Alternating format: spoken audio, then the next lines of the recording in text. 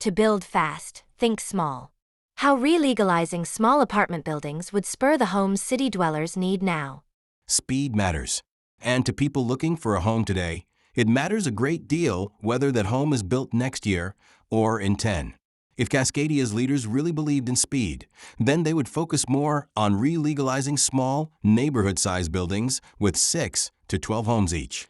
But despite recent reforms, small apartment buildings remain illegal almost everywhere in Cascadian cities and across North America. Meanwhile, advocates and leaders in the region have legalized medium-sized and large apartment buildings via transit-oriented development, which smartly co-locates new apartment homes alongside transit infrastructure. California now allows up to 9 stories next to major transit stops, Washington up to 6, and British Columbia up to 20. This is praiseworthy progress, but it's limited to larger buildings that will take many years to plan and build.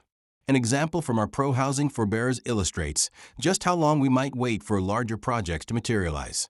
In 2014, 31-year-old Graham Jones spoke hopefully to Vancouver City Council and then Mayor Gregor Robertson, pleading for more homes at the old Oak Ridge Mall site. Jones asked Council to, quote, "Please consider that this project will be phased in over the next 10 to 15 years. It will represent current city residents, but also many who are not represented today," end quote. That was 11 years ago.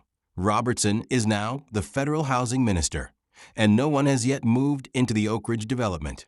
The only fast way to build a lot of homes is simple. Re-legalize small apartment buildings, generally no taller than a mature tree, in all neighborhoods, just like they used to be. All other solutions ask today's beleaguered 31-year-olds to wait many years to see results. For politicians working within 4-year electoral windows, moving fast means thinking small.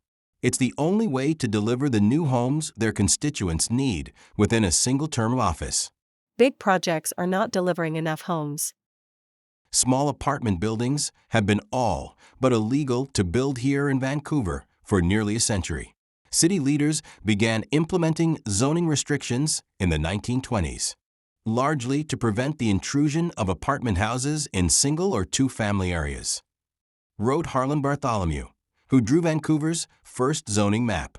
In the U.S., the Supreme Court justified zoning regulations in 1926, writing, "The apartment house is a mere parasite." As a result, much of Vancouver's planning energy has gone into transit-oriented towers, often on old industrial sites, limiting new homes to fewer centralized nodes. This political compromise has been in place locally for decades, known as the Grand Bargain. Exclusively zoned land remains so, while towers on busy streets accommodate some growth, aka high-rise density, low-scale suburbia, little in between. The Grand Bargain promises new homes, just not built quickly or in the nicest places or at the lowest cost. It's an attempted sleight of hand by civic leaders. They promise greater access to nice homes in desirable neighborhoods, but they deliver large apartment buildings slowly on just 10% of the city's land. Large apartment buildings on busy streets are wonderful. This article was written in one. But zoning that prescribes the housing types between towers and single detached homes leaves much of the land in our cities off limits, and many residents or would-be residents without affordable options to call home. The redevelopment of False Creek's North Shore by Concord Pacific is Vancouver's largest and most significant example of Grand Bargain planning. It was a visionary project that reshaped the city for the better and gave Vancouver its iconic skyline. But this project also underlines how long even successful megaprojects can take to deliver the full measure of homes they promise. At the site's eastern end, fully 40 years after it broke ground, 380,000 square feet of prime, waterfront land still sit barren and undeveloped. A similar story is played out at the still unfinished Oak Ridge Mall redevelopment mentioned in this article's opening.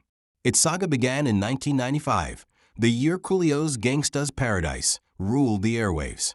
The 1995 Oak Ridge Langara policy statement was meant to take advantage of large sites for additional density and to ensure that new development fairly contributes to maintain the levels of amenity enjoyed by the community. 30 years later, no Vancouverites yet call it home or enjoy its community amenities. Large projects like Oak Ridge Park, which now aims to open in 2027, appeal to planners who want to manage and control every aspect of new development, because only large projects can bear such scrutiny. For a $1 billion project, this extensive public management isn't necessarily bad. But forcing a $5 million project through that same discretionary planning regime is impossible. The friction and cost render smaller projects uneconomical, effectively eliminating the small-scale, locally led development that cities also need. In Vancouver and its region, this has led to a tall and sprawled development style, with high-density, complex projects at nodes, surrounded by a sea of increasingly expensive detached homes. Rather than try to jam all new homes onto a few huge lots, often on busy, polluted streets, cities could let local builders construct small apartment buildings and give residents that more affordable option throughout the city's neighborhoods, just like they used to. Please see this article on Sightline.org for an accompanying photo essay about Vancouver's small apartment buildings.